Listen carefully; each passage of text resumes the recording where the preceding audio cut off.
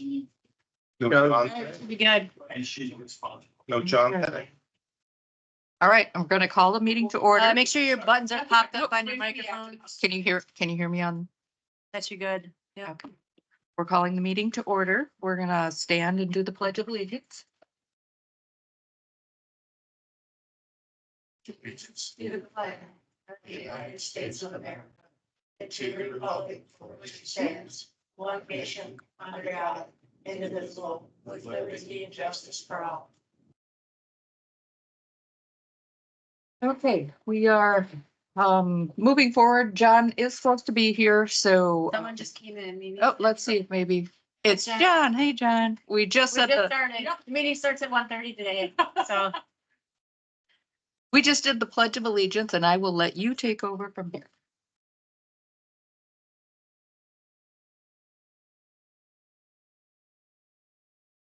Well, that's all right.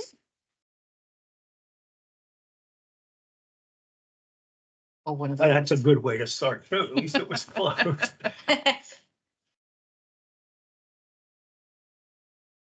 Where are we?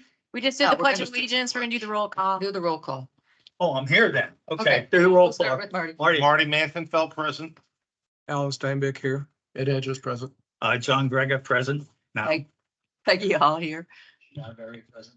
Sharon Cordy present. Laura Leroy, president. We had a couple people in the audience as well. Anybody Can you else? keep the conversation? Sure. Thank you. Is there anybody online that, Just George and Chelsea, oh, hi, guys. not just George and Chelsea. Yeah, I knew what you meant exactly. George. And Chelsea. I believe we have a quorum. And we can start items for discussion, service provider agreement, Pelican Preserve Community Association. No. We're like, I don't Oh. know where you're at. Approval We're of the in minutes. minutes. Oh. There are Or none. do we have any? There's no public comment. Okay. We have no minutes, and the first item is actually the financial report. Sweet.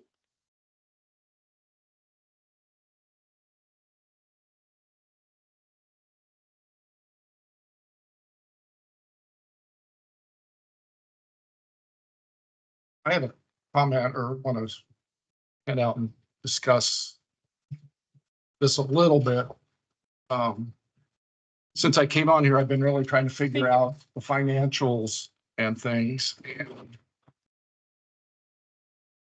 Because I've always heard that, well, there's plenty of money, plenty of money, plenty of money. And it's kind of uncovered what this unassigned is. But it's basic. So I went through to try to figure out how much actual surplus we have. We spent a couple hours, Dean and Laura and I, trying to sort some of this out. But the unassigned isn't really unassigned reserves. It's the fund balance less the designated reserves. Mhm. And so if you look at the remaining, if you subtract the remaining, what I did here was to try to find out how much surplus is in there. So if you subtract the remaining budget, and then there was a pond surplus in 23 and a landscape surplus in 23 that are going to be that will transfer over to, can I talk, Laura? What? They're not. Those are I know, but they are as of the end of the unaudited end of September numbers. And then there was a transfer in October, November, or to transfer 235,000 to pay for the emergency road that had, as of January, or said hadn't been transferred out yet. So that basically leaves, as of the end of January, 275,000 surplus is what our real, above and beyond what our current budget is that's in the 002 fund. And there is, if you look at the January, there was still uncollected revenues or under budgeted revenues about 224,000. We've got most of it in November and December, but there's still some outstanding. So there's a potential surplus, what I would call surplus rather than unassigned or something, in the 002 fund of about $500 million. And I was just trying to get it's always been unclear to me how much excess, or surplus there actually was in the 002. Because I've always heard that, well, we got plenty of money, we got plenty of money. But most of it is tied up in the capital and other subcommittee reserves. And if you think about it, this is what the surplus may be at the end of September of this year. You then have to fund expenditures in October and November until we get more revenue in November from the tax assessments. So just, to me, this was a way to look at it, to truly understand what our financial situation is going into next year's budget cycle. So one thing I've always heard or was kind of educated on is that when people are talking about, we've got lots of money, it's in the unassigned category versus the surplus. But the unassigned includes these items that have, Right, so it's not, if you spend your budget, the 2.4 million will come out of that 3.3.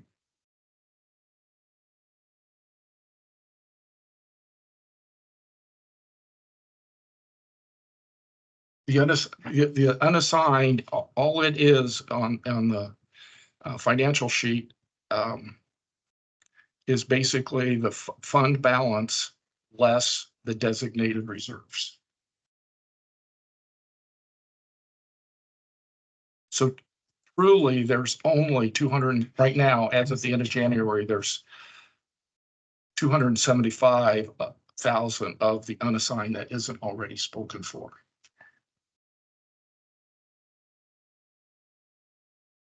Now, we're supposed to also get refunded that emergency road at some point from fire credits or something, but who knows? I don't even understand what those are. it won't be the Who whole knows when thing though, that right? will get that. Oh, okay. Thanks. But keep in mind that. he That was talked for the about back. The $500,000 potential surplus is just from the unassigned category. You still have $2.8 million in your capital reserve, which is not taken into account in that calculation. So it's not like you guys are gonna But those- only have $500,000 left at the end. But those are designated for capital. I understand that, expense. but I just don't wanna make it be like you have no money to Yeah. anything, so that's just strictly the unassigned, so it's unallocated to a specific bucket. Got it. So that emergency road is the back gate, right? Correct. Right. And when that was put in, there was an agreement reached, the district paid half and then you guys paid half. But you get refunded. And you don't? No. Okay, But we don't know when Good we're for gonna us. get those refunded. yeah, to us. could be years. You know that we do have a broker working, with all the development that's going on in Fort Myers, he's been approaching some people to try to sell some of those fire impact fees. But we don't have anything for him. On the landscape surplus. Isn't that high for this year with a reason? It is high. And there's a reason Yeah, for it. it is high because last year in fiscal 23, because of the hurricane, you guys fronted them. It was over $200,000, it was like 225 or 240. Right. 250, something like that. So the majority of that surplus is money that you took out of reserves to give to landscape to reimburse them for what they spent for the hurricane damage. So normally they would not have a $294,000 surplus. That just means we need to watch the budget more close this year when we do the budget to see what we actually spent versus what we're going to spend, and we'll take that into consideration when we do the budget.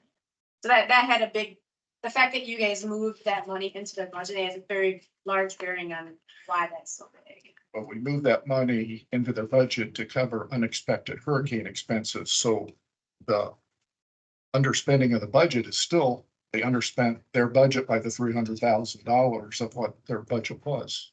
It would have been almost zero if we hadn't transferred that in for the unexpected revenues. Right. And hopefully we don't have an unexpected hurricane every year. Yeah. We've just learned to expect them. They won't be unexpected. Yeah. This was good. Well, let me ask, Yeah. Laura, do you agree with the numbers that Ed has put out here? To a point, yes. And Some then, of these are from unaudited. then rather than somebody on the committee having to do this, is that something that maybe is in your ballpark? It's what the sheet that I provide you is. Well, except that when we, Separating out the unassigned into a separate line, so you can tell what's truly left to go to the budget versus what is actually unassigned. Was supposed to happen with the February financials. I haven't seen the February financials yet. So that was something that during our meeting with Stephen Bloom, who's our controller, and we talked about moving those to their line, so you can see what's truly unassigned, which is where according to, Ed's math here would actually be like that $500,000 would be what would show on that. Okay. yeah, because if I was gonna look at it otherwise, I'd say, God, we got a lot of stuff in the unassigned now. And one thing I was concerned about and brought to your attention was that how much have we pledged out there already for the, projects. for other projects? And needed to take a look at that. But now Ed has added a couple other things in here, and if this is the case, we need to know, I think, every month, how much do we really have? Well, it's- And-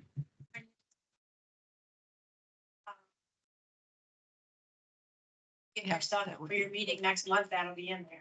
It's not in here for January. I did include that, so you'll have, what's your budget, what did you spend, what do you have allocated, so what do you really have left? So Okay, that'll show when you get your financials for next. all right, thank you. I did that after our meeting. Yep. Last month. So. Very cool. Working towards a better picture. Yeah, but this does help. Anything else on the financial? No more questions? No more comments? Subcommittee updates. Safety and security.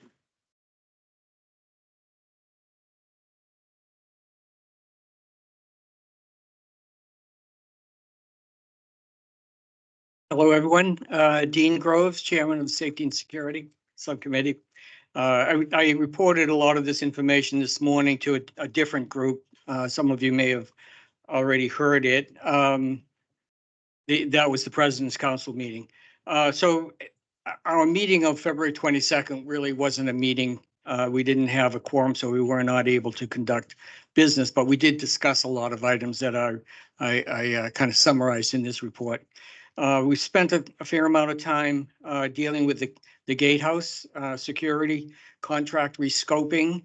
As we've been talking about, the new contract will be effective October 1st, thereabouts. Existing contract expires September 30th. So we're looking at the existing scope of the services to identify any places where we feel a need to elaborate or add or delete. And what in particular is a couple of items that we want to make sure are in there are that the rover patrol will be in effect, that the rover will be able to serve the town center area. They can observe and report, can't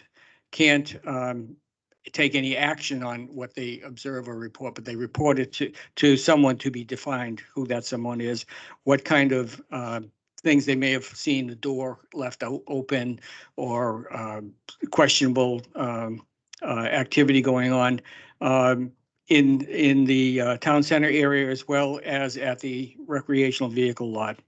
We're expecting that we could do this with no additional costs to the district, no additional staffing. The public input on the safety signs, the clearance signs, we got a lot of comment from the public at our meeting. We certainly got the attention of a lot of people that there's a vertical clearance issue at the gatehouse. Most times when there is there is a bridge of a structure that crosses over a roadway, a public roadway, the clearance is at least 12.5 feet, and we have 9.5 feet. So it's a bit substandard. If you look around at other communities that do have gatehouses, they either have no porticos that roads go under, or they have a much higher clearance. So you're not seeing clearance signs like this.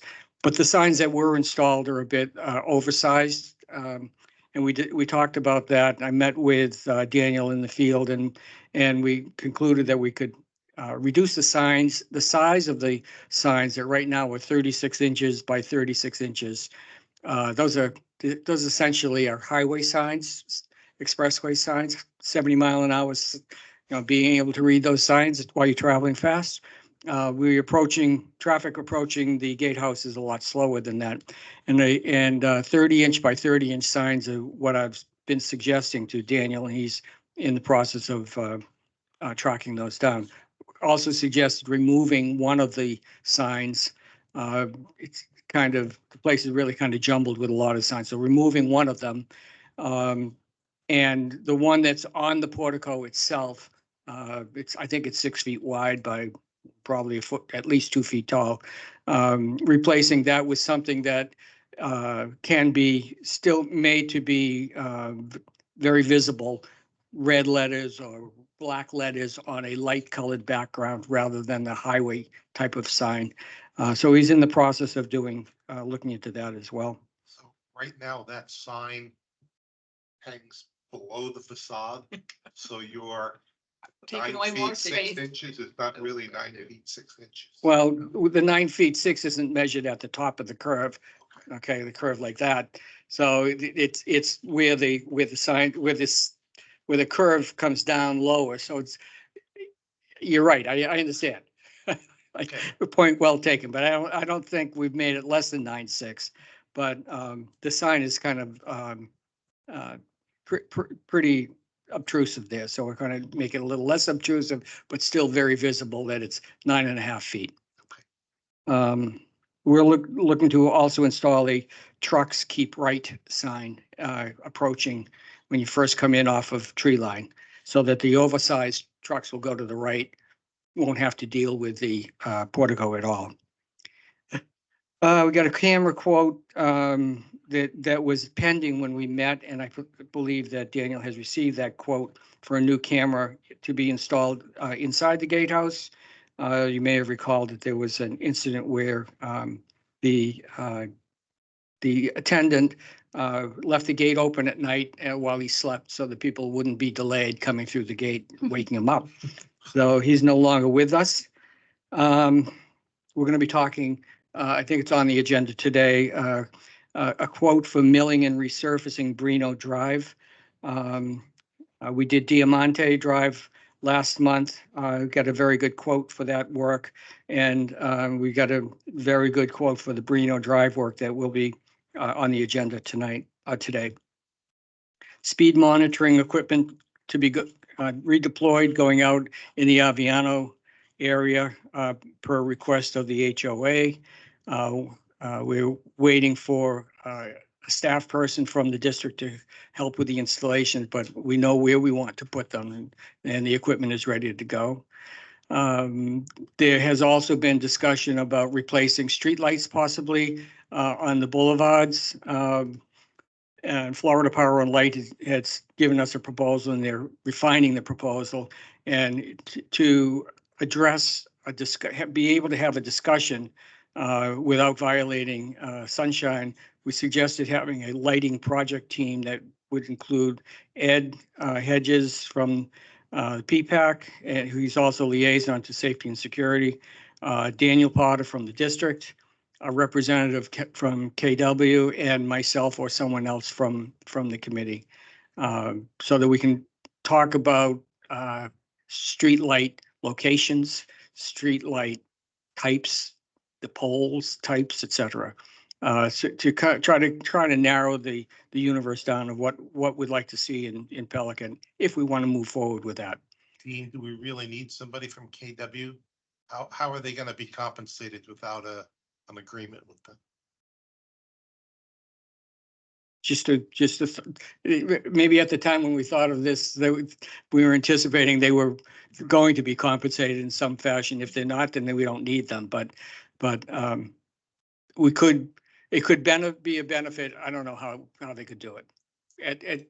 Any thought on that? Or it could be somebody from the board. I guess the idea was to include them so we have some consistency of look of street lighting between the town center lighting and That's boulevard lighting.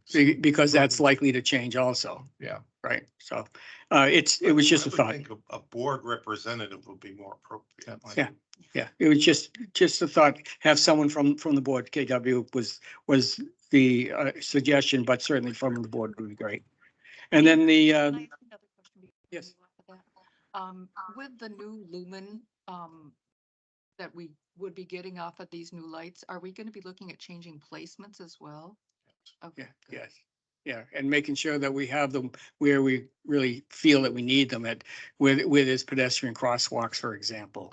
Excellent. Okay, good. I just want to make sure. Yeah, part of the reason for this is Florida Power and Light has offered to do a detailed design basically at no cost. Hmm.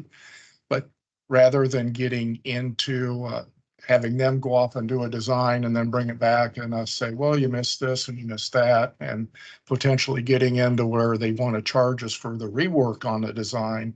If we can have some of those discussions and thoughts prior to them doing the detailed design, then we've got a better shot at actually having something that we could live with the You- first time through. Actually setting the requirements prior to them. Right, Making. doing the design. And the idea of having the different groups represented is the individuals could come back and, solicit information and keep each of the individuals groups updated on what the thinking was. their first pass at it was pretty good. They had really good coverage. There were a few places where we might like to tweak it, but for the most part, it was really good. And then the last item that I wanted to mention was the roundabout at Cypress Grove, Prado Drive, Casella Way, and Carina.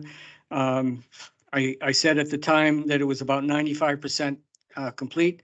It's now 100% complete this week. The concrete work for connecting the sidewalks to the crosswalks and cutting through the median, putting the tactile strips on those ramps, that's all been completed this week. So now it's a matter of educating and getting used to it. I observed about 30 vehicles traversing the roundabout soon after it was installed, and saw 100% compliance. Everybody seemed to understand which lane to be in. That's when I was watching them. They may not, but Someone approached me and said that they were almost killed. yeah, Yeah. yeah. Going- Dean, So- I am from Massachusetts. I know how to drive through rotaries, and let me just say, it is very confusing. Think so? I do think so. I'm from Massachusetts too, and I understand it's a little confusing, but the signs, the pavement markings, follow the approach from on the 2-lane approach, you go into the roundabout in the left lane.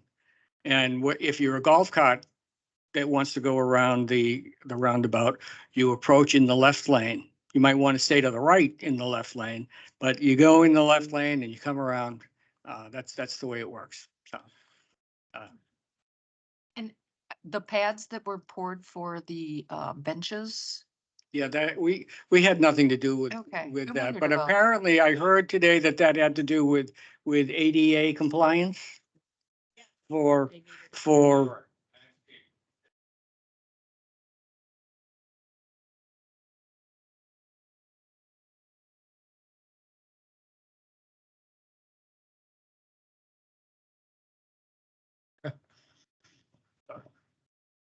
Hi, Carol Pancock, from Avila.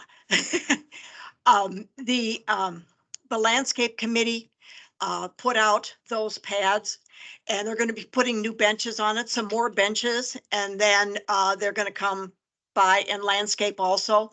But it came to their attention after the first ones had already been put in, that these needed to be ADA compliant. And some of the old ones actually aren't, but we're just not saying anything about that right now. So these are closer and wheelchair accessible and all that sort of stuff. So there's new benches going in, along with landscape that will come after they get everything poured and the benches put in and everything. Thanks, Carol. And they do extend from the sidewalk that is compliant as well. So it's all part of the plan. And do you want to talk about your status? I'm a legal, no, after this month's meeting, I'll be returning to Massachusetts, and because of, I've been fortunate to be elected to my local HOA board and expecting to be meeting quite a bit, putting in a lot of time there. So I'll be stepping down as chair of this subcommittee. We'll be talking about a successor during our meetings. Are you Next week. stepping off the committee entirely? Not intending to, Perfect. hopefully. Well, we have sincerely appreciated your Yep. work. Yeah, Thank you. you have done a Yeah. great job. Thank you. And excellent reports as well. Dean, I do have a couple other Sure. questions here. Again, thank you for your past service there, but Sure. the, in regards to the rover, Yes. situation, you said that you got some sort of approval that that person can go to the town center. Observe and Obs- report. Now, and they can't take any action. That includes turning off lights. My understanding that includes turning off lights, that includes closing unlocked doors, propped open doors, that sort of thing. Okay, and who made that decision? From the attorney. Yeah, that's what I understand. It's liability. It's a The liability. rover also does rounds during the day. He doesn't write any reports. He's not going to, if there's an issue during the day, the community, somebody in the community is going to say something before a rover. Do we really need the rover going around during the day? That's being discussed I know. by the committee. Yeah, I think you're right. It's a good question. So, I tend to think that a rover, or even even when we have the Fort Myers police on site, if they're not doing anything but they're visible, they have an effect. There is a benefit. I think there's an excellent benefit during the night. Right, It's I well see it. needed at night. Yeah, yeah. During the day, if there's any issue with the community, you're gonna have a neighbor, you're gonna have somebody else doing the reporting, which this should be. Because the rover's not gonna report it. They haven't been reporting it at all, yeah. And it may be, John, that as this gets negotiated, this contract and scope gets negotiated, that the rover is limited to, from 4 PM till 7 AM. Which is well needed. at Well, that time. but that's all part of the process.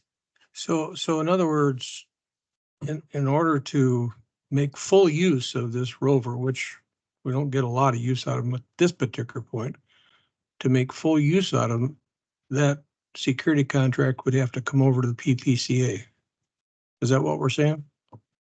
or the. Because that way, the gateway attorney can't make that decision what he can do. Well, the post orders themselves that need to be revised to be consistent with whatever the new contract says, could identify that the rover reports what they observe to a member of the community association. Well, but by that time, it's too late. And what I'm talking about is kind of menial sort of stuff. I mean, the tennis courts lights stay on all night long, the pickleball courts stay out on, even at the outside pavilion out there. I mean, those lights stay on full time. And it's a simple thing for those to be turned off in order to save a little bit of money. But so he's going to have to call somebody. Somebody's not going to come out at midnight, turn those things off. So basically it's worthless. Alan, I think as I've kind of observed it, other than observing and reporting, if you wanted any action at the community association would have to have a supplemental contract with the security firm to be able to take that action. That way the contract for that action would be on the community association, and they would have the liability for any of that action. It It could might be, not but be the whole contract, but at least that portion of it. but it's something they're gonna want paid for. So, Right. it's a negotiated thing later on someplace down the road. Thanks, Dean. Appreciate it. Anyone else? Dean, will the rover have DTEC style reporting system?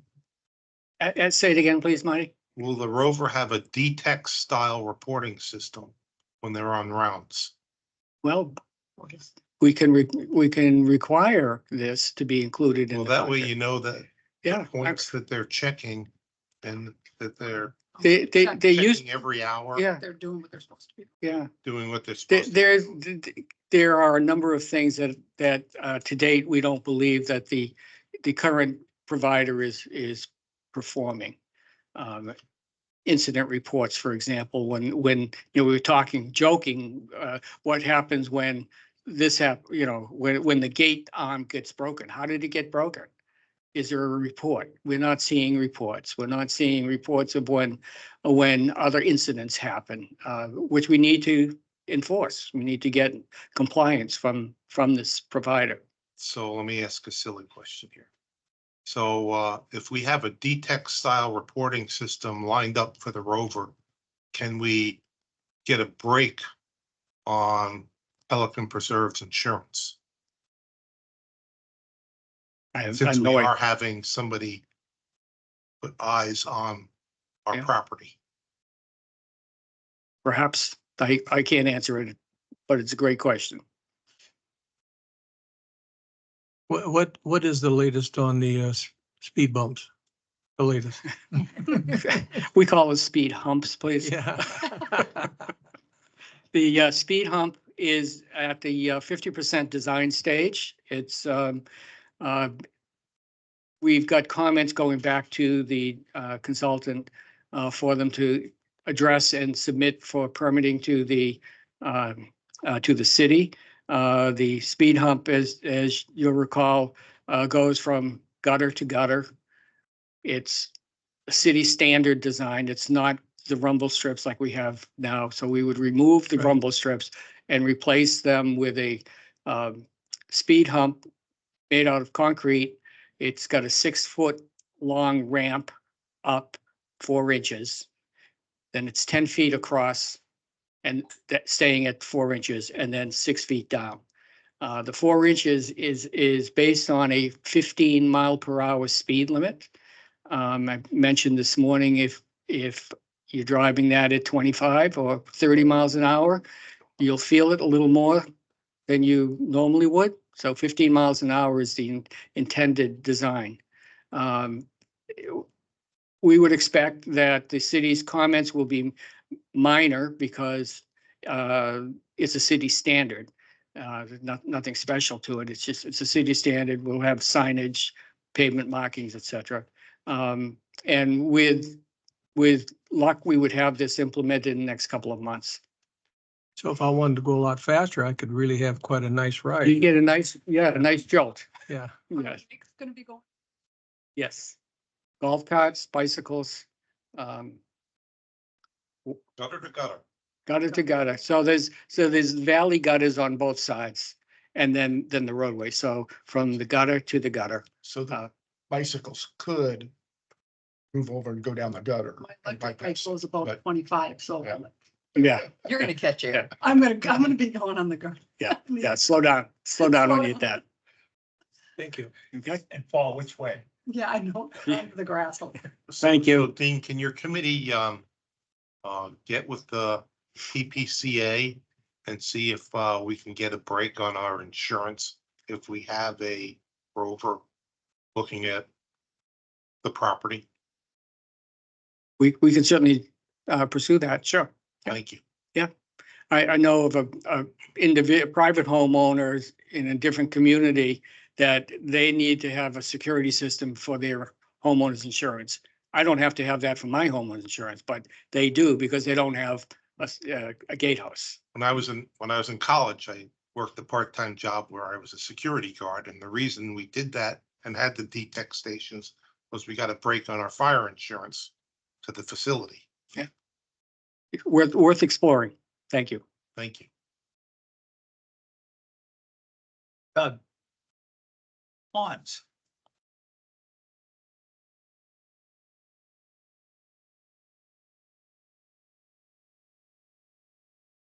State your name and Doug Zander, I'm the chairman of the pond subcommittee. This is what we're going to go through now is we had a bid for the erosion on pond 36, a formal bid process. We had 5 vendors reply to that bid. I'm sure every one of you read the 147 pages of the 5 bids in detail. But what I got is a 1-page summary of the cost that will cover a 1-page summary of some of the things like how many years the company was in business and things like that to help you. And then after I covered that with you, I will give you, we have 3 recommendations that were already given. Staff was one, Al Slicker, who worked for I can't think of it, just skipped my mind, but he worked with a company organization like ours where he did the ponds. Okay, and he gave a recommendation, and then we met last week and gave a recommendation as the pond subgroup. So I'll cover that after we go. I don't want to change your opinion by giving you that up front. Okay, you want to go to the summary? Is this the Tetra Tech report?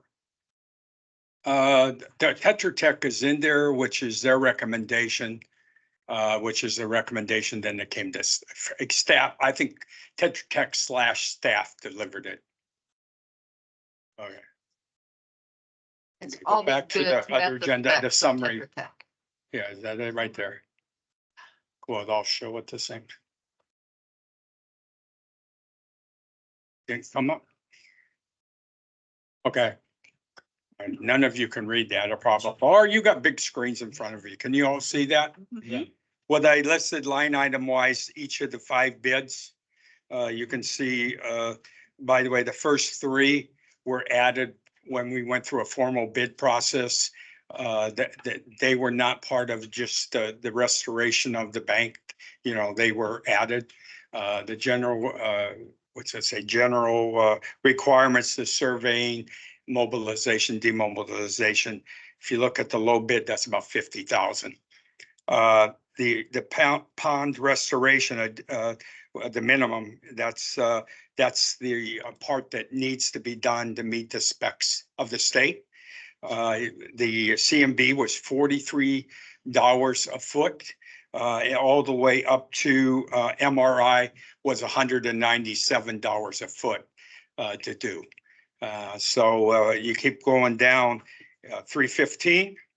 Does everyone know what dewatering is? That's where you pump the water down so that you can restore the bank. We had said we didn't want to do dewatering. We would wait till the level was more down.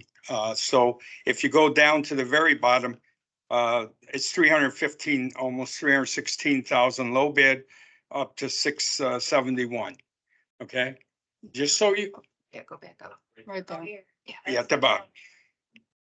I'll cover this again later.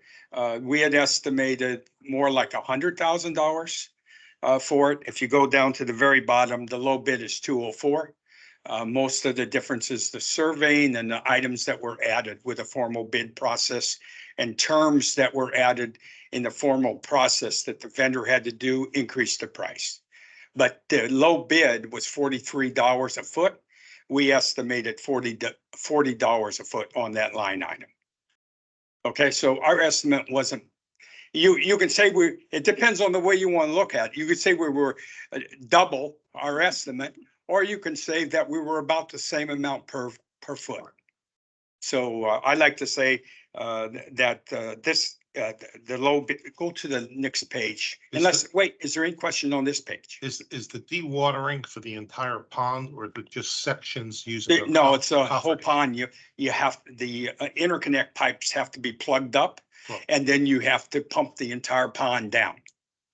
Okay, and you usually and it's something you don't want to do. I've been through it now twice, and the neighbors give you a hard time because you're running a generator pump on the bank 24/7 that makes a lot of noise to pump that down. That takes a long time.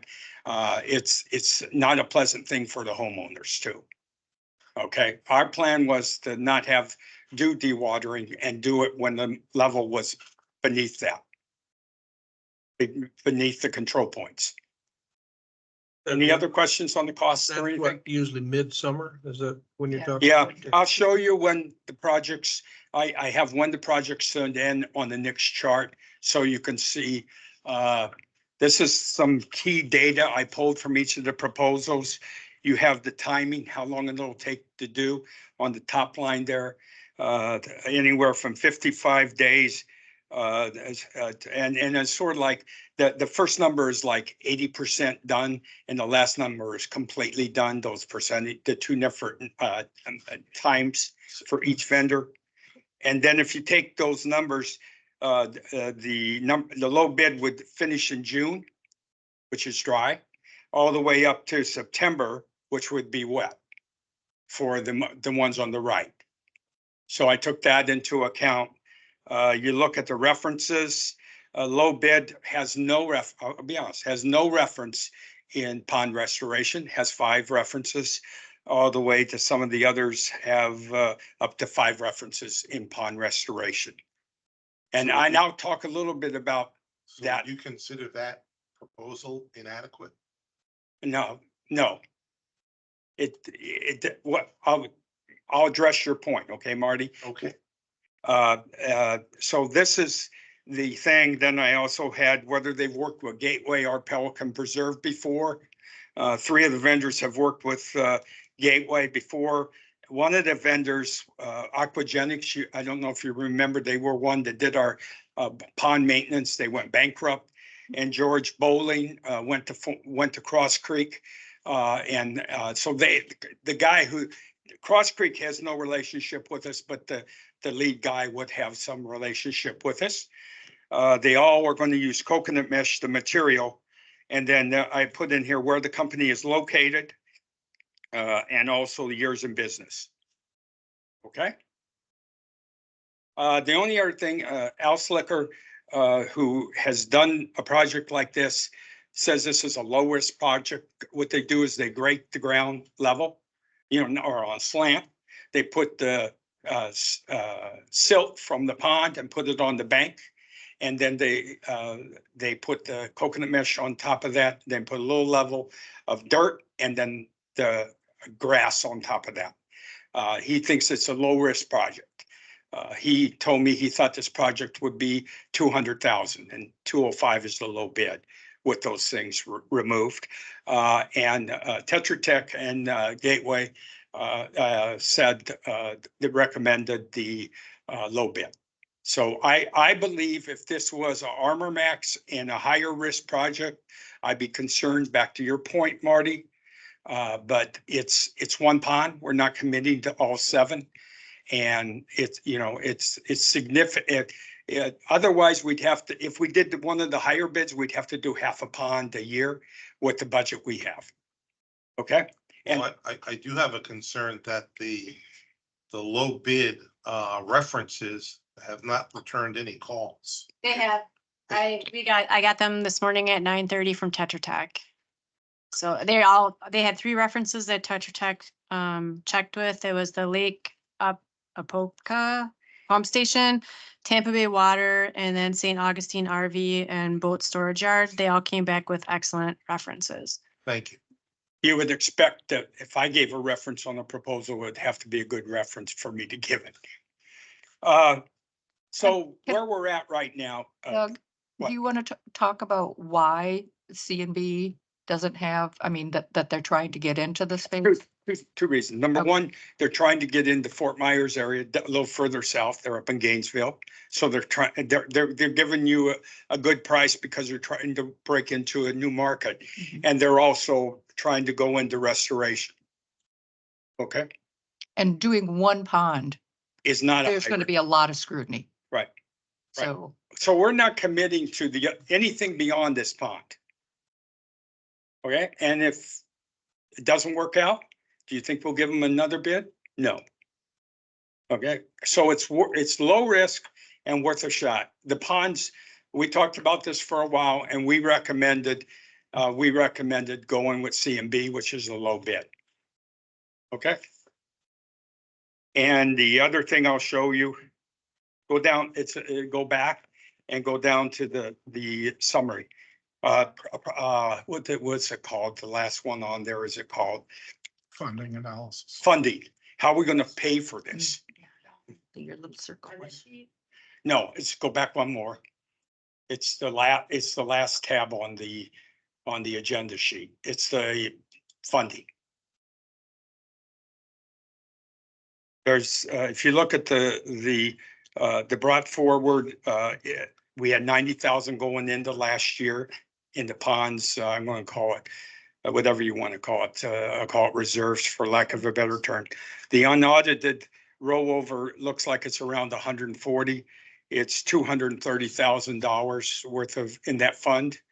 And we need $100,000 for that 204,000 because we budgeted 105. And there's enough money there that if we have to do dewatering and a 10% contingency, we could cover both of them. I'm just saying that, you know, if something comes up, we have we could cover within the current year budget, we could cover a contingency and dewatering. Okay. So it's, I think it's a low risk. I think it's something, like I said, we're only looking at one pond. And I asked for So, yes. Are there any penalties if the contractor does not finish on time? Do not believe, I'd have to ask Randy that. It's your standard contract. Normally there are performance, I mean, there There's a has performance- bond and. There's a bond. Can you guys hear me? There's liquidated Yeah. damages if they do not perform. It's $500 a day. Thank you. Yeah, that's standard. And there's also a performance bond that's in place. Thank you. Okay. Can I have a motion to recommend to CDD to proceed? I'll make a motion to that. I'll second. We need to specify using reserves, transfer the reserves over to the budget item, or I didn't see anything on the sheet for that.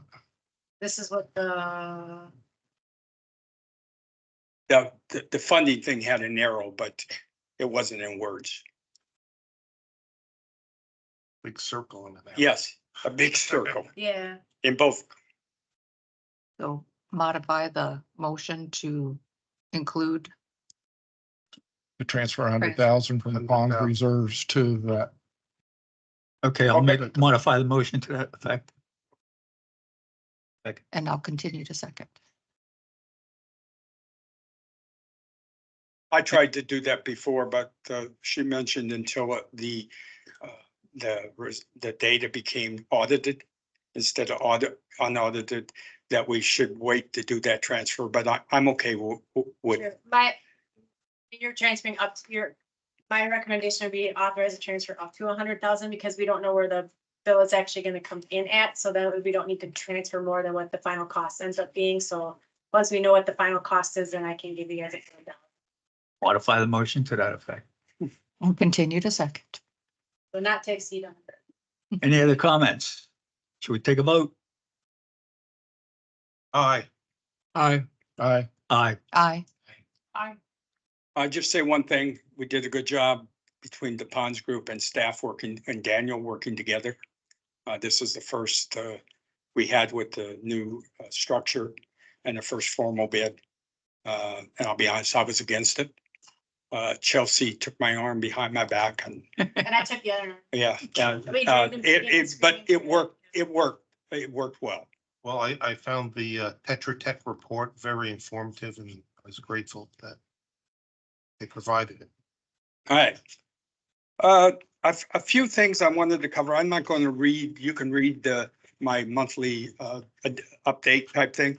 The only thing I will mention when we talk about, we had about $140,000 worth of money we didn't spend from last year's budget that would unaudited would come across into the, I'll call it surplus for lack of a better number. But in that number, we had two things. We had $124,000 for, go one more up. No, the other way. I'm sorry, down. We had $124,000 for two contracts that should have billed last year that did not.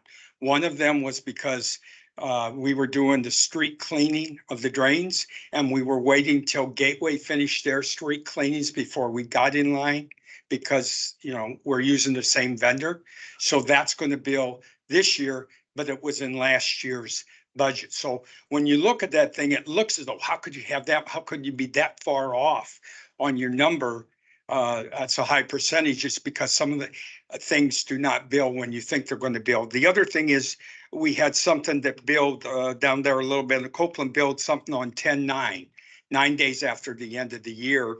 And that 49,000 hit this year's budget, not last year's budget. So those type things are, you know, that's why there's extra money in there. It's not like it's money that can be spent on something else. We're going to need it to cover the things we already have approved. That's the only thing I will mention there.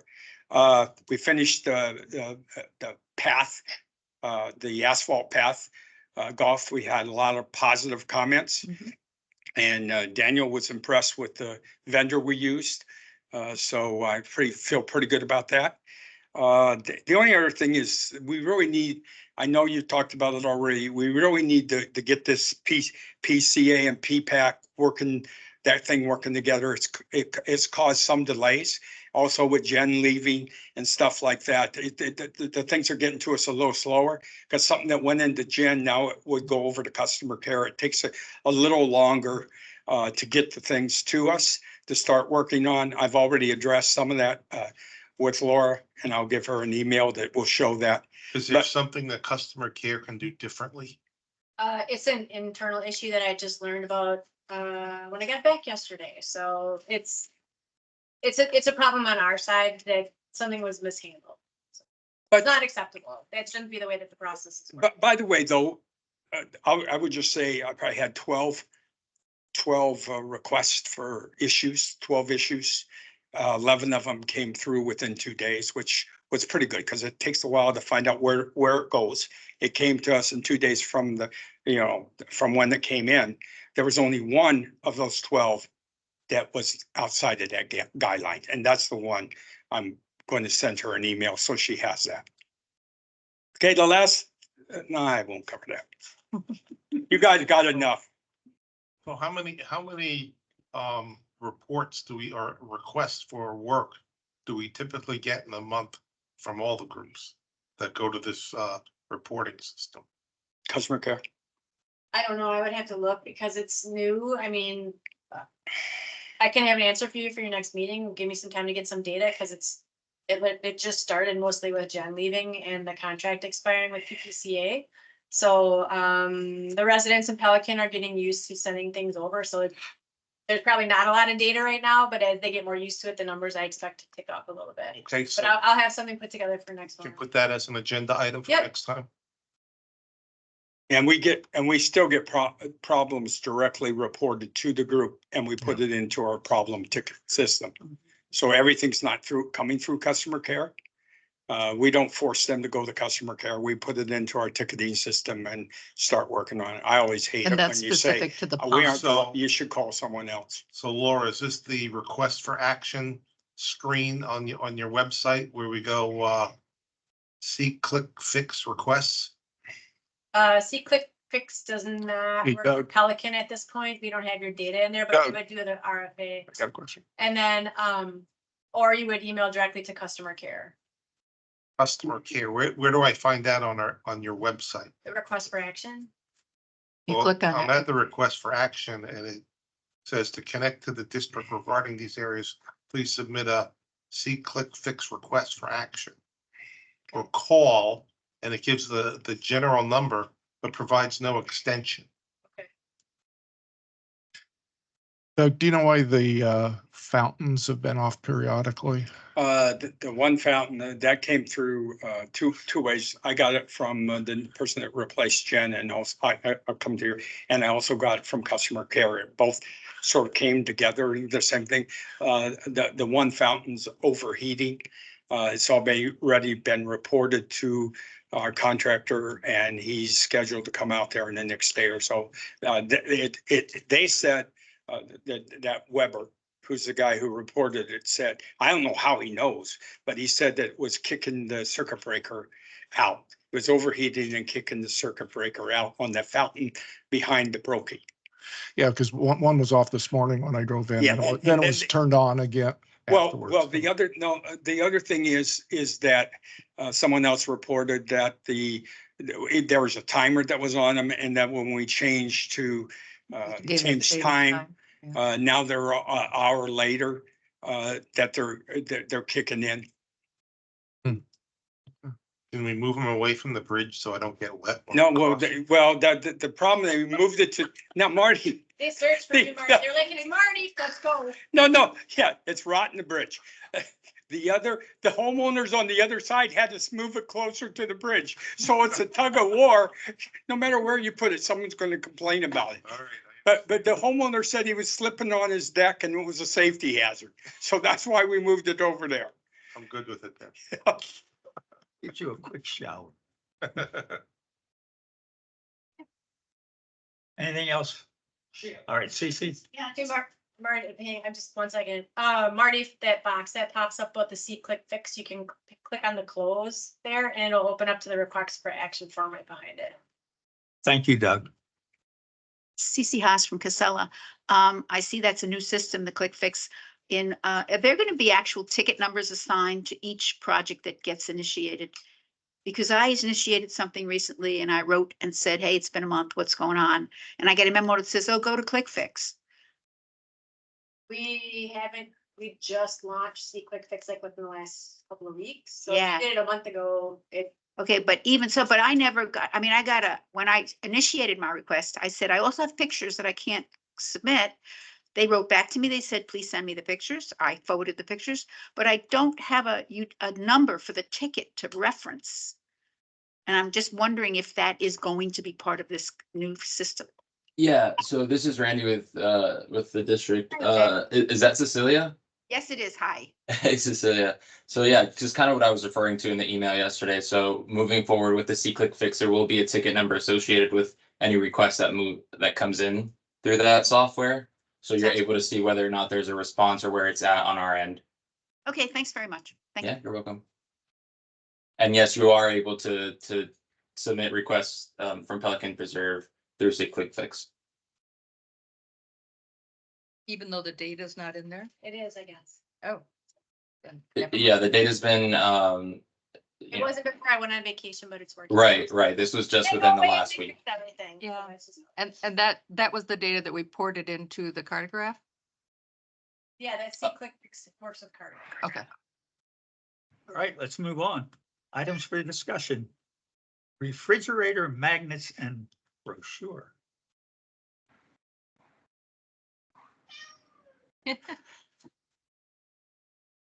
Hi. Hi, Carol Pankow, from Avila. As some of you know, Chelsea and Laura and who was the other gentleman came to Pelican Preserve the end of January and put on a presentation in the theater there. And a lot of the comments that came to me afterwards was, who is this GSCDD and what do they mean to me and why, you know? So one of the things that I asked Chelsea that day was, is there any way we could do something where you could get out to the public, to all the people in Pelican, what a phone number or something for the GSCDD. So if you had some issue, you could just call it. And one of the things back in the day was we always did refrigerator magnets. And so I asked them if they could put together a little something. I am not a designer. I am not creative in any way whatsoever. So I did not design this in any way, but I thought if we could do a mailing to all of Pelican Preserve with a refrigerator magnet. And I do know that some refrigerators, particularly stainless steel ones, you can't put it on the front, you got to put it on the side because that's where the magnet will hold. just so you could put it there and say, say, if you've got trouble with landscaping, if you've got trouble with a pond, if you see something with whatever, call this number. And so I brought this under commissioner comments to our CDD meeting, and they put together a little sample of something just so you could have it. And then I asked it to be referred to you guys because I would like some other eyes on it before we look to do anything or whatever. My basic thought was, if we could mail this out to the people in Pelican Preserve, hopefully they'll put it on their refrigerator. And I think it would help to start communications in that direction, particularly since Jen has left now and we have a new person, and Yanni's great, but it'd be kind of a way to start promoting ourselves. So that's the genesis behind it. It was a thought that I had, and bringing it to you guys to see what your thoughts are. I think it's very. So good idea. discuss at will. Do you have any idea of the cost with this would be? Yes, there's some cost estimates after that. I think you have to put somewhere on there that this is for Pelican Preserve. I think people think Gateway and they think that's not us and we have nothing Right. to do with Gateway. So you maybe need to put that for Pelican Preserve residents or something on there that Questions or indicates, concerns regarding yes. Pelican 'cause Preserve. community, yeah. So it's like. Yeah, maybe instead of the gateway services. I mean, it's nice to have that on there because we mention this to people and people are like, that is GSCBD. Right. Like, well, this is- Well, I But don't- they don't know. I don't think the phone number is adequate. Because this is the main number. Well, there is an email. This is. There's no Customer extent, care. there's no extension on what extension you need to call for an issue 24/7. This is the main number. If it's after Get hours, you push everybody. one. What's that? If it's after hours, you push one. So how would I know that looking at this? Well, you listen to the Recording? menu Well, when you I'm call. gonna let you guys discuss. So then I have to listen for the whole menu. No, No. it takes 2 seconds and it's the very first thing it says. For an emergency, press 1. You press 1. It goes to it brings directly to the cell phone of the employee who is on call. So that phone is answered 24/7. So during the day, it gets answered by a receptionist if you press 1. After hours, it gets answered by whoever's on call. So that phone number is manned 24/7. And we forward it based on whoever's on call. That's why we don't have the number always changes for who it gets forwarded to. But if you call that number and you push 1, you will talk to someone. Okay, And what's the cost? What was the proposal? Depends. There's options. Oh, So what about QR codes? I know we are slowly but surely moving into the QR code world. I think it's still a little, for some people, a little much. Maybe have an option, both. Well, Well, if it had it on it, it could take you to the Click Fix. right, Well, maybe- that's what I was Yeah, thinking. maybe you could put it on this little magnet, a QR code. and say Put the people- hyperlink there to the Yeah, website. people want to use it as a QR code versus a call. or- Right. Sure, like what we have here, or to email automatically. Yep. Well, there probably need, since you're trying to drive to the Click Fix, there probably needs to be a little bit more to that too, rather than, Call. yeah. I guess first, the main thing is this something that you would be interested in pursuing before we put a lot of effort Yes. into designing? Yeah. So that. I would think yes. Yeah, I think it's a good idea. So how do we proceed? To give you recommendations on what Design. the design? What you like that you don't like, what you'd like to see, that's all things you can take into. I don't consideration. think we need an address. If it's more about contact information. Well, there are people that actually come to our office. Oh. So, and same with the boardroom, people don't know where the boardroom is, so that I think that was how we put it on there. It's Okay. like if they need to come to talk to somebody about their water bill, or if they want to come to talk to somebody, that's where we actually are located. Part of the This will problem, all be one, hopefully in like a year. that's what I was gonna say, that address is gonna change shortly, so. Yeah, Not for a Then you while, gotta buy all new ones. Not for a while. it's gonna be at least a year. I think the other thing on landscaping, it needs to say something other than just landscaping. It's non-HOA landscaping areas, type of thing. I don't know, Common area landscaping. Yeah. but You people know, don't even know who the. I'm not a wordsmith, so whatever you guys, Roads and sidewalks. I just know from the Yeah. questions I have, people don't even know who maintains their neighborhood, Right. and stuff, and, that's true. and So what I would like is for you to chew into this, get some design, get some estimate of what you want to do, how you want to do it, and hopefully send it back to the GSCDD board. Take it, chew on it, digest it. Send Right. me suggestions, I can run it by Randy. We can mock up some different designs based on your feedback. And what I'd like to do is maybe send this out early fall, so that when people come back, because this is already March. People are going to be starting leaving the end of this month into April and May. So I don't necessarily see a need to do it right now, but maybe fall, we could do it. And then in the future, maybe at the end of the year, well, and it could. like every it could year, be you would an- send out another Or it could be. part of their magnet group welcome- or something. it could be Pardon? Part of their welcome packet. Oh, yes, definitely part of it. We have a welcome packet? Yeah, new resident orientation and everything, yeah. Oh. Know that. I didn't know that. I guess I'm an old resident. The other thing might be too, on street lighting, I guess I don't know what the process is gonna be, but because majority of the neighborhoods are actually FPL and they need to be reported through the FPL system. But if somebody reports a neighborhood light out through the system, will the gateway staff report it? Tell if it's FPL or. But then will they report it to FPL if it's out? I would assume that that's, Oh, that would be a process we have to figure. yeah. When do you want revisions by?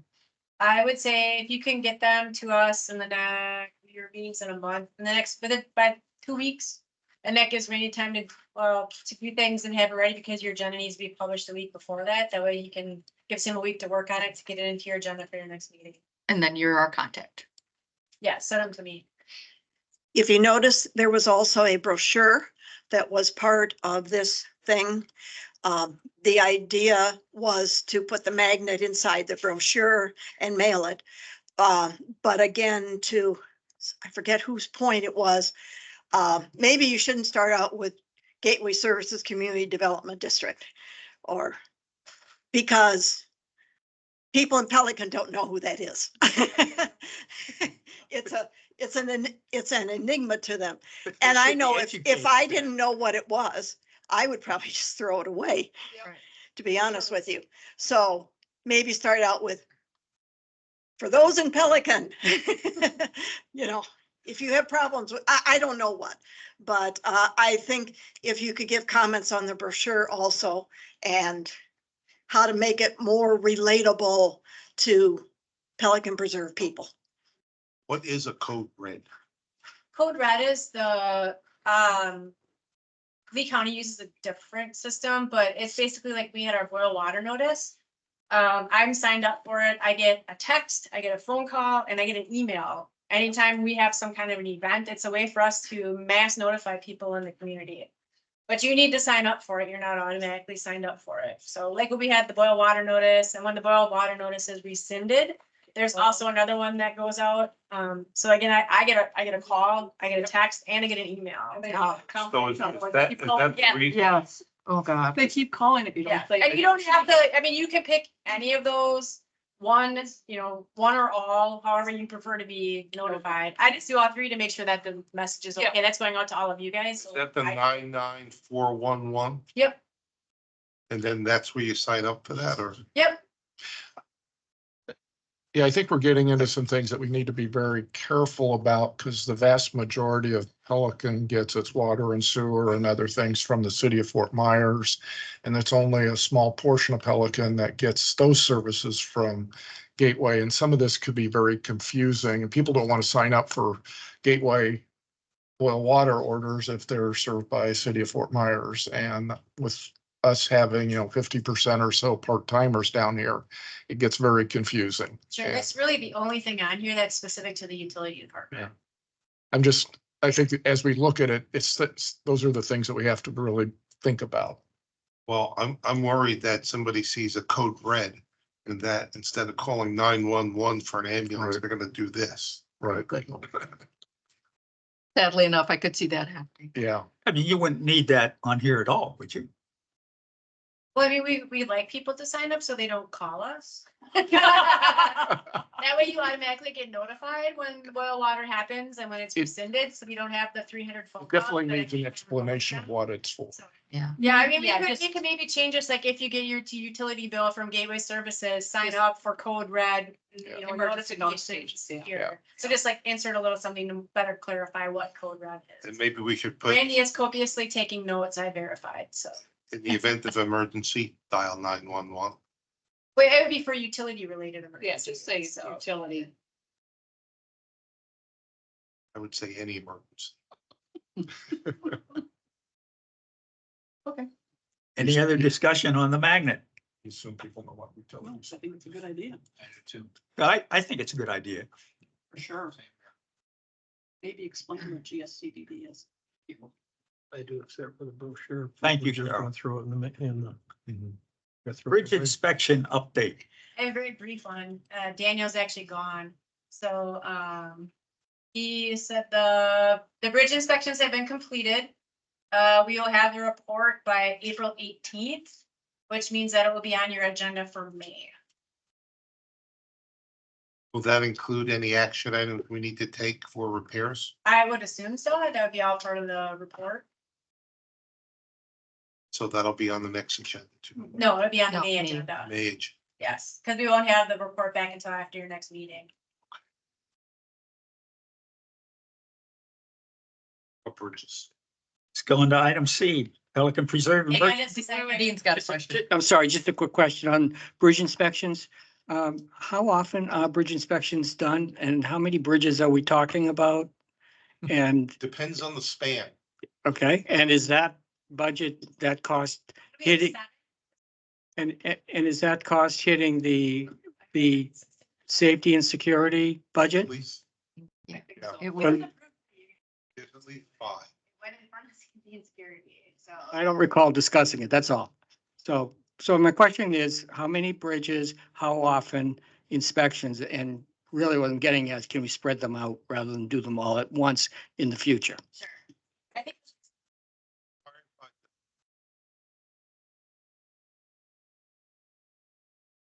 Long the span is, whether or not it has to be inspected within 3 years or every 5 years. Marty's the bridge guy. it is. And I think they're inspecting all of them because it was more efficient to, They're inspecting all of them because they haven't been inspected in 20 years. right. But it's probably more efficient to inspect them all at one time when they're out here rather than do them on a cycle. And then we can adjust when we see the report in April, Yep, let's get more information. get more information. Any other discussion? Marty, you should be talking into the mic so it gets recorded. Because you have such wonderful information that needs recorded. Yes. Any other discussion? Pelican Preserve Emergency Response Team License Agreement. Okay, I have a small caveat. This can be discussed and you guys can vote on whether or not you want to go forward, but at this time, the board will not be taking any formal action with approving any agreements until after the whole auditing issue is done. But it's recommended that you make a decision now, because that way, once that's settled, we can just take it right to the board and we don't need to bring it back to you. And given the timing of the hurricane season, it would be good to get this done. Correct. And I think we're meeting the first week in April to have the initial discussions about the whole audit issue. That was the first day that we were actually able to get everyone in the same room at the same time. We've been trying to meet since January. That's crazy. Yes. I move we approve the PPERT license agreement. Second, Any other discussion? Any negatives? Well, I guess I do have one question. So this is all predicated on the thought that we are not going to have an agreement. The professional services agreement. Right? No, this No. doesn't have anything to do with. PPERD is basically because I believe there's a clause in the contract with Weiser that once the winds reach X miles an hour, they abandon the gatehouse. Okay. Okay. So this was for the last time when we had the hurricane, Weiser abandoned the gatehouse. Yep, I was And this- there. Yeah, the rest. Carting people in, That's so, what this is yep. for. This is Okay. for, This has All nothing right, to all do right. with the professional services agreement that we have. It's for- I just am trying to stack up the We're things just- that we're behind on because we're not. Yeah, we're moving just not, forward. we're not entering into any new agreements with PPCA until that issue is resolved. Okay.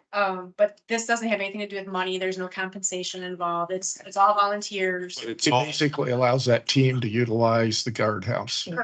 well, it also makes PPCA have some liability insurance for the people that do man the gatehouse. Oh, that's right. We get our. So, So if they get hurt, they're covered. Okay. Correct. so the licensing agreement is between the PPCA and Gateway, is that the deal? Correct. Yes, Okay, that hasn't changed. It's just that it expired. Okay, It expired. all right. And if you read it, the big issue is liability. Yeah. So if you are, well, I'll let you finish your vote. Yes, if there's any negatives. No one responds, I assume 7-0. Okay, so we'll just keep that. Aye. Aye. We usually just say any opposed, and if Yeah. nobody says anything, it passes. So we'll cue that up then. Once we get the other issue resolved, we can just scoot that right off to the board and get it handled. So thank you. So you're meeting in April on the auditing issue. Mhm. Do we have any timeline as to what we can expect? Will it be Can't- a year from April that this will be resolved? I had hoped it would have been. So I don't know until we actually have the meeting. So I don't want to commit to anything. So will the election to the Board of Directors over at Pelican Preserve Community Association have an impact on this resolution? shouldn't. I wouldn't Sure. think so. No, wouldn't think so. Well, we may have a change in the, treasurer, but I think all or the the board financial president. information was prior. So they should have most of that. Okay. Thank you. Any other discussion? Move on to item D. Beano Neighborhood Park Maintenance Responsibility.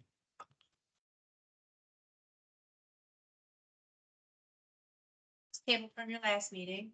So I reached out to the Community Association Board and have spoken to a couple of members regarding this.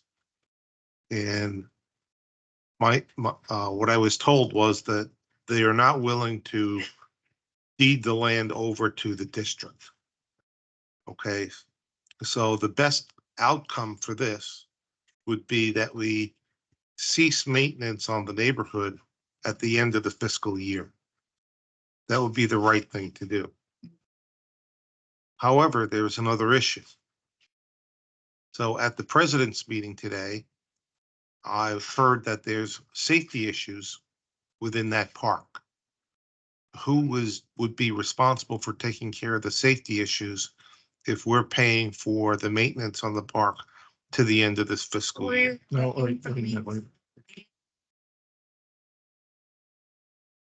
The other things inside the card, strictly the landscaping. So I know the pavers are an issue, not a pavers- responsibility. So we're saying that it's not our responsibility. So if somebody falls on those pavers, That's PPCA's responsibility. They own They own it. the plot. Yeah. It's- Okay. We do not own the property. We're only responsible for the landscape. so is there any further discussion? Because I'm going to make a proposal. Yeah, I mean, I guess the landscape committee's recommendation was to get an easement to maintain the landscaping.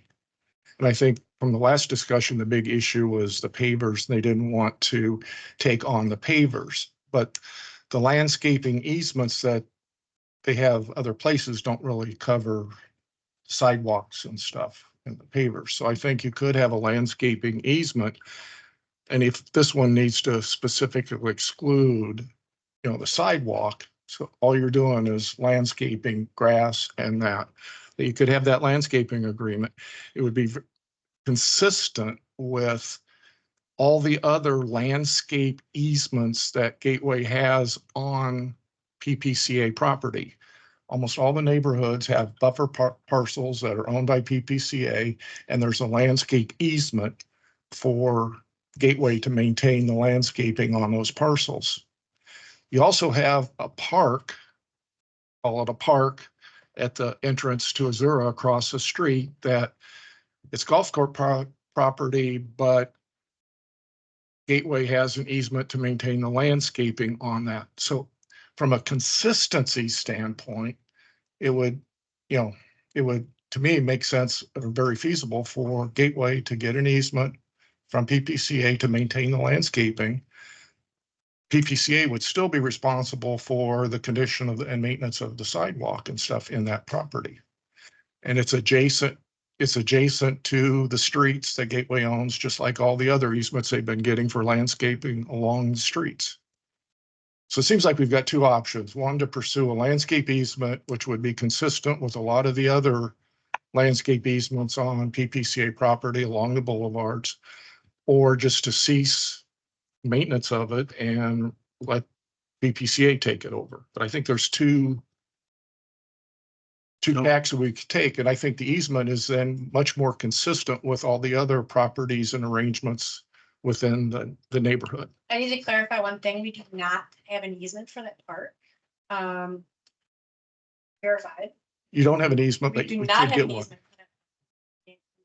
The one that you said that we do have the easement on, that park, we do not have. Yes, you do. We do not. Yes, you do. We do not. I can show it. You want me to pull it up? We, it's. It's not with it's PPCA. Staff's recommendation that we do all or nothing. We don't want to take part of it. We either take all of it or none of it. So either. Tony's landscaping- recommendation, Tony recommended not having. Correct. The recommendation is to do nothing, what it says here. The requested motion is to cease maintenance of the landscaping after the end of the current fiscal year. At the end of the Fiscal year. September. Because the amount was already included in the landscaping contract for this year, so we're Already budgeted for it. paid Right. to have the landscaping maintained through the end of September. So that's our recommendation, and our corporate council's recommendation is to cease anything to do with that area after September. So I'll make the proposal. Well, can I just ask him? Sure. So why does he not feel that this is eligible for an easement the way that the other properties that we've done easements? It gets more complicated with the way the property is laid out. Not putting words in Tony's mouth, I'm not sure. The other things are more clear. It's like there's sidewalk, there's grass, there's, the lines are more clear. Here, there's a lot of weaving, there's irrigation that we don't own. There's sidewalks and pavers that we don't own. There's a lot of things that are weaving in and out of the landscaping, or other places it's like, okay, there's grass, we're gonna mow it. Okay. There's not all these other extraneous things that interfere that could cause problems and conflicts with, pointing fingers saying, well, your landscaping did this, so you need to fix it, but we don't own it. And it makes things very complicated. We'll take care of landscaping in future.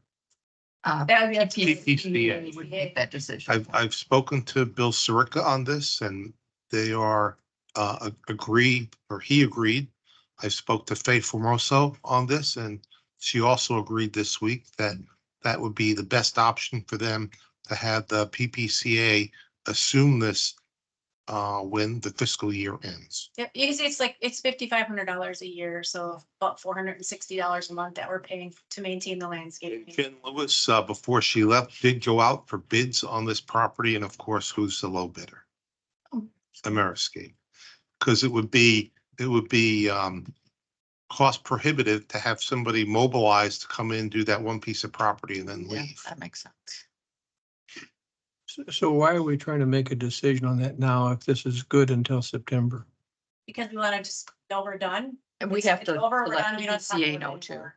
And we can notify them as well that we will no longer be maintaining the landscaping as of September 30th, and we just walk away. Yes, several months from now, but I understand, but we did Yeah. the same for Sienna. So well, where are we at with Sienna? Is it, okay, so that's another thing that the PPCA is gonna have to take over then. No, that's actually, Golf. that's between them and the golf course, because that's they're, I think they both own parts, if I remember correctly. There's some back and forth, but again, More confusing. yeah.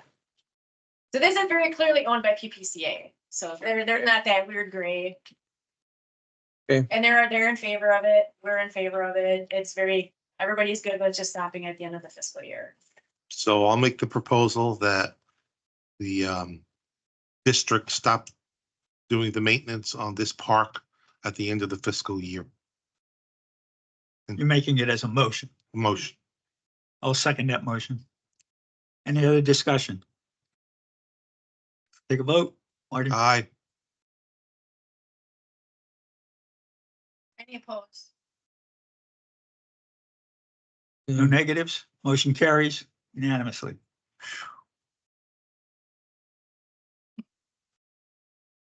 So can I go back? No, I, Not allowed. so I have a question for Laura or Chelsea. You know, there are a lot of bridges that the golf course owns. Have we sent out a letter to the golf course stating that you need to inspect your bridges?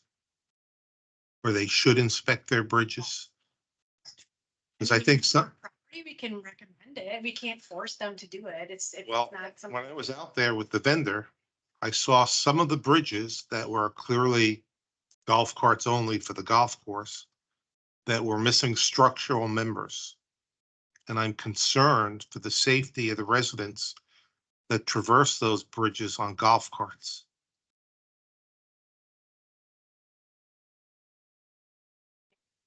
Thing I'm sending as a message, so I am paying attention. Okay, so I just want to make sure that we communicate to the golf course that they should periodically inspect their bridges. Can we request that that letter be sent officially? I mean, we can't do anything about it, there's no consequences if No. you don't, but I mean, we can maybe do it like a, hey, we just did ours, maybe, I don't, I'll find out. Okay, All I can do is ask. because I do feel the same as Marty has I don't stated that. disagree, but I don't know it's- if we overstep our bounds, I mean, we have no authority. Well, isn't it good So- to have a trail though, too, to also say that we've done our due diligence, we've done our inspections? Yeah, we can request it, I Okay. mean, and if there's a problem and you see an issue, it can get turned over to code We, enforcement. we've discussed this months ago before, and I believe we said we were going to send the golf course a letter, That I don't- We have, but I don't remember. but I don't remember that we ever have. Okay. I never saw the result of it either. We should also copy the MGA on this and inform them same thing. Because they might have more of a clout as well. I don't know. I guess that would be up to the district. And I think Tony, the only thing that we can really do is if they don't do it and there is some kind of issue, structural issue, that we can report it to code enforcement and then Lee County would step in. Right. They would take over. We have no teeth because it's not our property. Right. thank you.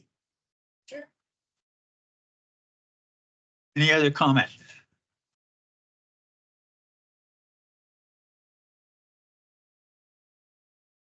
We're almost, Hour and a half? What's wrong with us? Yes. All right, so I'd like to make a proposal. We move the time back to 2:00.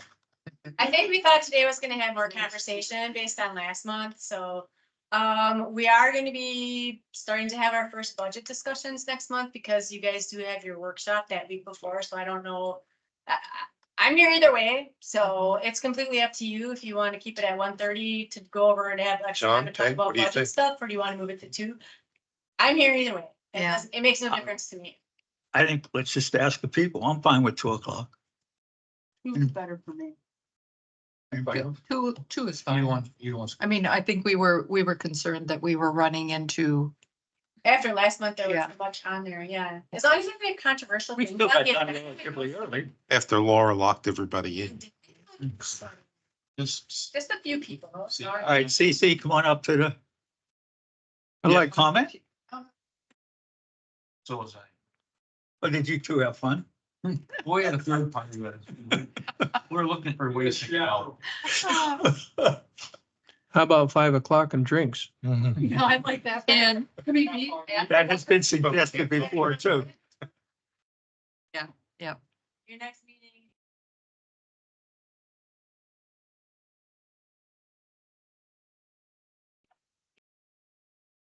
be here. I will be in Arizona. So just letting you know, Chelsea will be here in my. So- So Here she's in Peru and then she's in Arizona. it's my mom's 80th birthday. Okay, so I'm never mind. going to Arizona. Nice. Any other member items? Make a motion to adjourn. No, No, not yet. no, no. I have a member item. I am going to be resigning. This will be my last meeting. And the reason is there was a rumor started and I think my wife started it, so I had to comply. That's the reason. Thanks for all We'll your be very sorry to work. see you. Yes, go. thank you. Well, I'm not sure, so, You my can still wife- come to all the meetings. Yeah. no. He's like, I've had enough. Yes. Well, we will miss you. Yeah, thank you. All right. So So as of today, this is my last meeting and my I think your term resignation. is up with the 21st or 22nd or something like that. This month? Yeah. Oh, well, then I'll wait till the 21st, but Well, yeah, you're just not gonna run, you're not gonna run once your That is term's up, correct. So it'll serve through the end of your term. All right, well, make sure so you get the. the notice next mailed. meeting, I'm out of here, right? You're not here next meeting. This is your last one. You don't care if it's 2 o'clock or 1:30. No. So Peg moves Oh, up. no, I wanted to vote on that. So am I wrong? Peg moves up to chairman? No, you guys can, We I can mean, talk. normally that's what happens, but you guys can take a vote, Yeah. restructure. Does anyone else She can feel run- strongly? You would run the meetings until you do appoint the chair, as the vice chair, that's your Right. role. Okay. And if you choose, I mean, we could put an agenda item next time to discuss structure. Yeah, let's do that. Everybody cogitate. And then do we? Hopefully we'll have candidates by then too. Yeah. so Mhm. Make sure we get that out right away. All right, no other member items to report. And the next agenda, let's make a motion for adjournment. 3:02. Second. Aye. Aye. So what was the rumor? This is that part.